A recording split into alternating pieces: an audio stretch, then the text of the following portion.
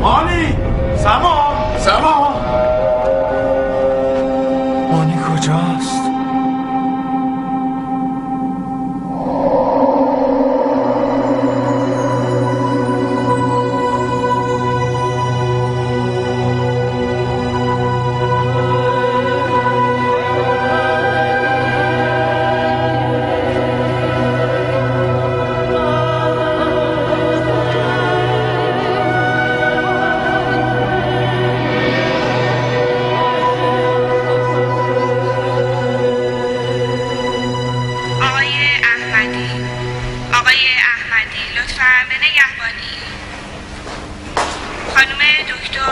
سما مانی خانم دکتر ملکیا لطفاً به آیسی. چی شده؟ هیچ میفهمی.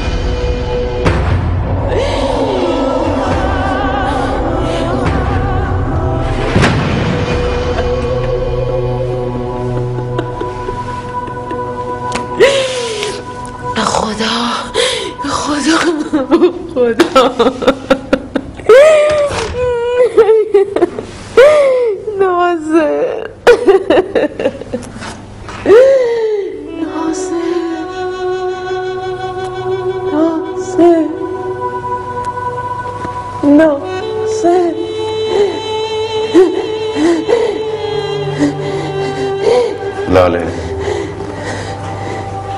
من اگه نیومدم ببینمت چجوری بگم؟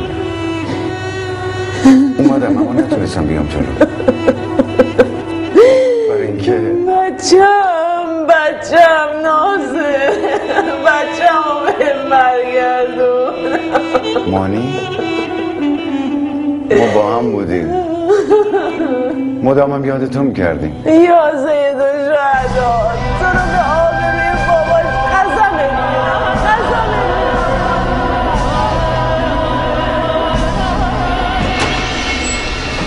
آقا جواد چی شد؟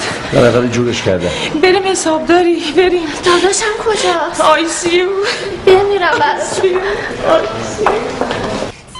بله دکتر از دیشب دیپ کما بوده.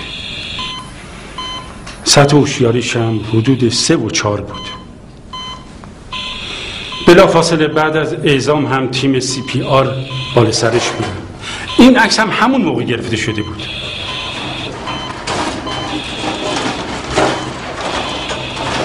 اینم شرح حال بیماری که دیشب آورده بودن. عجیبه. بفرمایید آقای.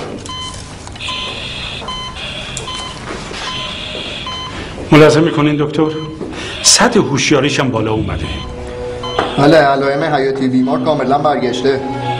معاینات هم همینو نشون میده. تبریک میگم دکتر.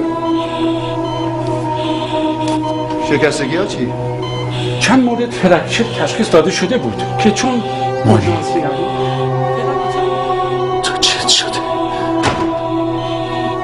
اینجا چه خبره؟ اینا چی میگن؟ من خواهش میکنم بفرمایید. نه نمیشه من نیست ممنون ملاقاتم خواهش میکنم از تو رو فاطمه زهرا یه دقیقه سرتون خوب نیست فقط یه دقیقه ها مانی جان چرا هیچکی به من چیزی نمیگه؟ چی شده لاله؟ به هم بگو. مانی حالش خوب بود؟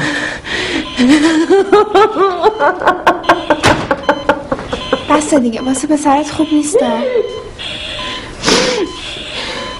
خانم بچم فرقی نکرده، حالش چطوره؟ چرا از زمان دکترها بالا سرش بودن علائم حیاتیش برگشت. چی گفتی؟ الحمدلله خطر رفت شد. بفرمایید. الهی من فدات بشم. دکتر کجاست؟ دکتر بخشه میتونیم اونجا بریم. خوش خبر باشی. خدای بزرگ. چی شد خانم خدا بچه‌مو دوباره برگردون، خطر رفت شده، دارم میرم دکتر رو ببینم. الهی شکر مادر جون، نگفتم تا خدا نخواد حتی یه برگ از درخت نمیافته پایین. الهی شکر، الهی شکر. چی شده خانم؟ بنده خدا دیشب پسرش تو اتوبان تصادف کرده بود، حالش خیلی بد. مانی وایسا، مانی مواظب باش، مانی.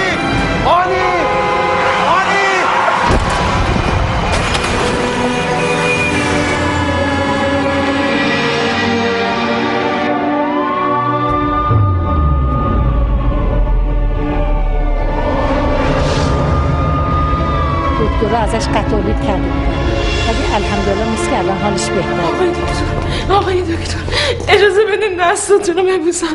من پسرم و مدیون شما، اول خدا بعد شما. آروم باشید خانم، اتفاقی نیفتاده، ما به وظیفمون عمل کردیم، لطف خدا بود، شما توکل کردین، خب جوابشم گرفتین. آقای دکتر خطر رفت شده،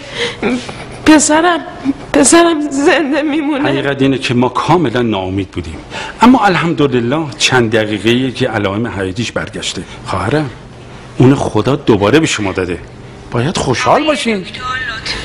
موفق باشین. آقای دکتر لطفی لطفاً به اورژانس.